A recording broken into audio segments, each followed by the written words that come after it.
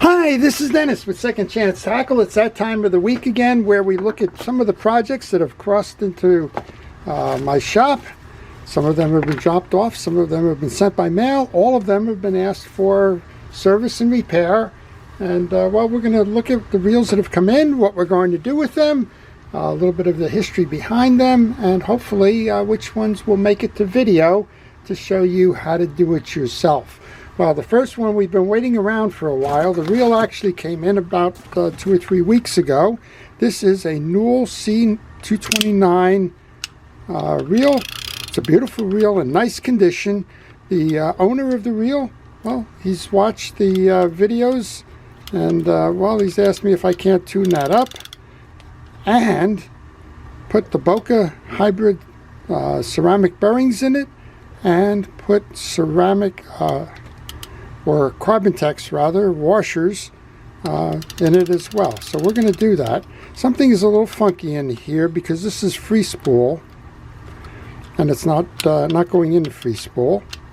So we'll do that as part of the cleanup of the reel. But the bearings just came in, the drag washers just came in.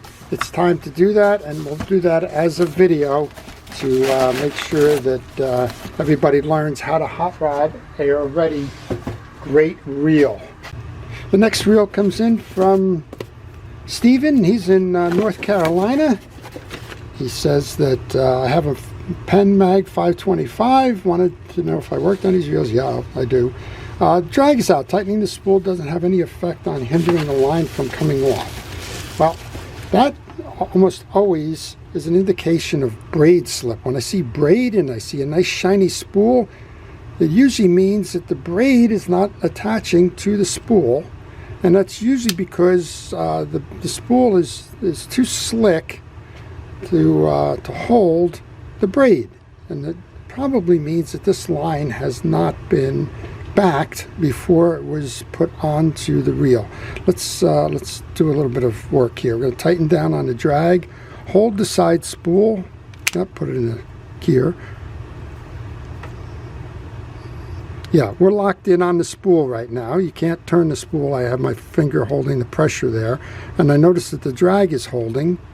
The line's coming right off. That's a typically classic case of braid slip. And then you can, if you can hold the line, you can turn the spool, but not turn the line. Yeah, we're going to take this reel apart. We'll service that reel. We'll do a video on that one. We'll show you why that braid slip is occurring. And if you have it, it'll tell you why you need the back braided line on the older spools. Now, sometimes you'll find manufacturers are now putting rubber bands and things on reels and calling them braid ready. That's because that rubber band will allow that braid to grip. But if you have a clean arbor on a reel, braid slip can occur. Well, the next one's interesting. This got dropped off by Carl. Carl says these two are fished by some young anglers, and it's got a very unusual problem to it, and this will probably be a video as well. This is a Penn Fierce 3. I think it's the 3 or 4,000 size.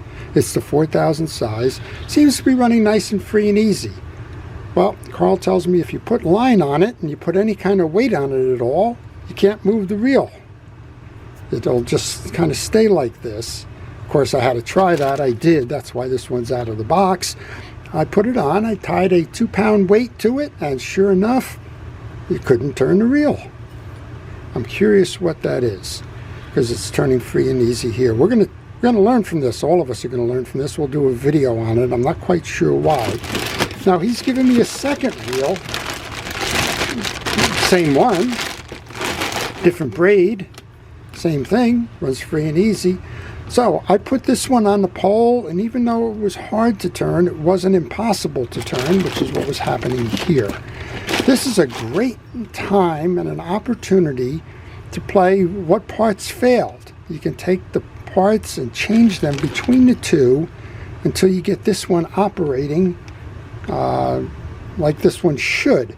My first guess is it's an axle shaft, because if you get the axle shaft that's bent and you put any kind of weight on it, it exacerbates the bend, and then it makes it difficult or impossible to pass through that pinion gear.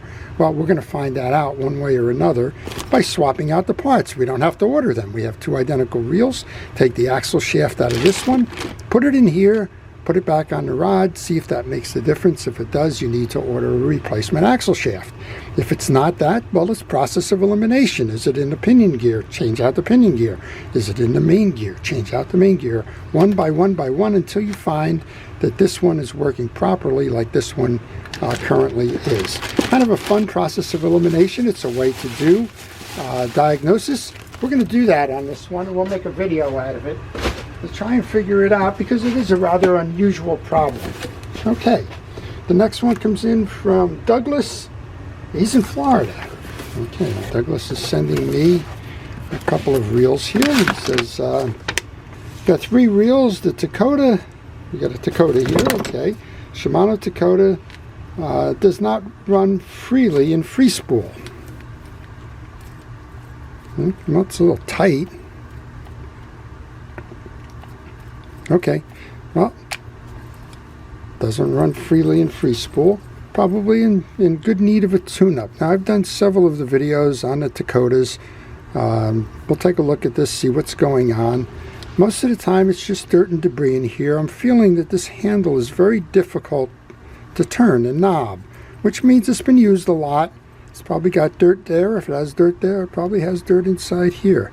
A lot of folks wonder about why you can't keep water out of these reels. Well, you've got the side plates here where the spool goes into the side plate. That's an open area, and water gets in there, brings the dirt in, and that clogs the bearings, and it clogs the free spool mechanisms and the like. And we'll take it apart if we have the time to take a look and see what's going on there. Next one up is a Penn Spin Fisher. It's a 5500. Well, no bail spring. It's generally an easy repair, but again, a lot of folks don't understand how the bail springs work. It scares the heck out of a lot of people to try and make those things, correct those things, because, well, back in the day, you had some really interesting approaches to bail springs. This one's a relatively easy one, but let's do the video on that one too, show you how to replace that. And the last one is one he says is probably beyond repair. This is a Shimano reel I don't like. They're about a $200 reel, actually. This is a Shimano Vanford 4000 XG. It's frozen. Well, there you go. This may be an axle shaft. It's hard to tell. It's moving, but not moving very well. He said it might be beyond repair. We'll take a look and see if it's beyond repair, or if we can give that reel a second chance. Well, if you like these kinds of videos, I want to encourage you to subscribe.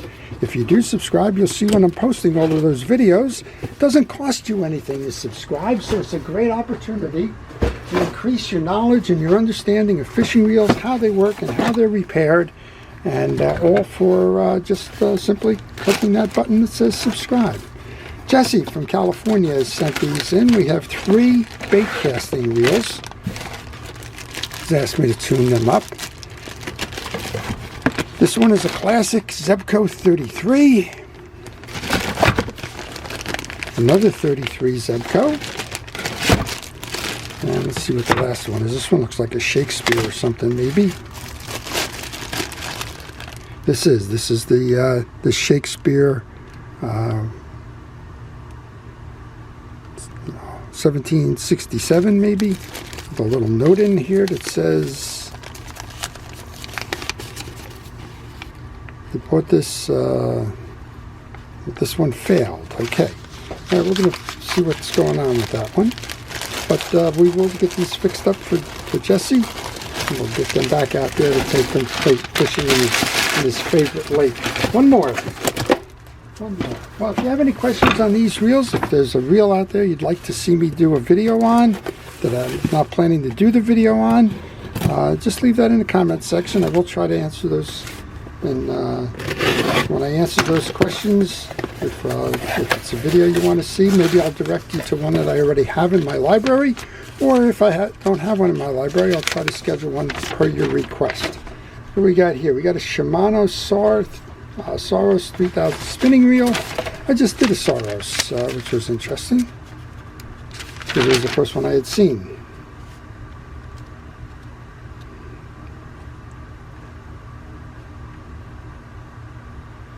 He's This looks like he has a bearing issue, or maybe he's ordered the wrong one.